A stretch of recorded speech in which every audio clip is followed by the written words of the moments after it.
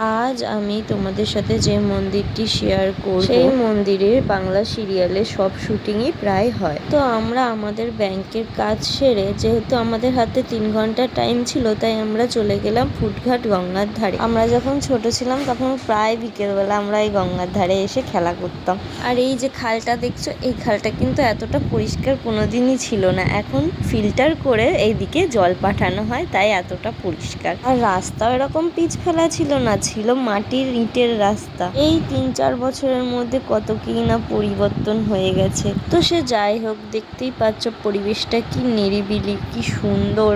এখানে এসে ঘন্টার পর ঘন্টা কাটানো যায় বসে বসে। আর এই যে মায়ের পাদুকা দুটো দেখছো, এইখানে আগে ছিল মায়ের মূর্তি। তাহলে তোমরা এতক্ষণে জায়গাটা দেখে চিনতেই পেরেছো। সিরিয়ালগুলো যদি তোমরা একটু ভালো করে দেখো, তাহলে এই জায়গাগুলো ঠিকই চিনতে পারবে। যেমন এই রাধা গোবিন্দ মন্দিরের স্টার জলসার মিলন তিথি সিরিয়ালের একটা আলপনার দৃশ্য দেখানো হয়েছিল। তো এখানে মিলন তিথি বা কুসুম সিরিয়াল না, পাখি, এই ছেলেটা ভেলভেটা, চারুলতা, এছাড়া আরও অনেক সিরিয়ালও এখানে হয়েছে। আর এই যে এই মন্দিরটা দেখছো, এখানেই রয়েছে মায়ের মূর্তি, যেটা ওই যেখানে পাদুকা রাখা রয়েছে ওইখান থেকে এইখানে এনে স্থাপিত করা রয়েছে। আর আমাদের কপালটা এতই ভালো যে আমরা গিয়ে মায়ের প্রসাদ পেয়ে গেছি। আর প্রসাদটা পেয়ে মনে হলো আশাটা আমাদের সার্থক হলো। প্রসাদটা খেয়ে আমরা চলে গেলাম গঙ্গার ধারে, যেটা মন্দিরের ঠিক পিছনেই রয়েছে। আর এই যে মাঠটা দেখছো, এই মাঠটাতে যে আমরা কত খেলাই না খেলেছি ছোটবেলায়। আর এই গঙ্গাতেই কিন্তু আমার সাঁতার শেখা। আর সাঁতার শেখা তো আমার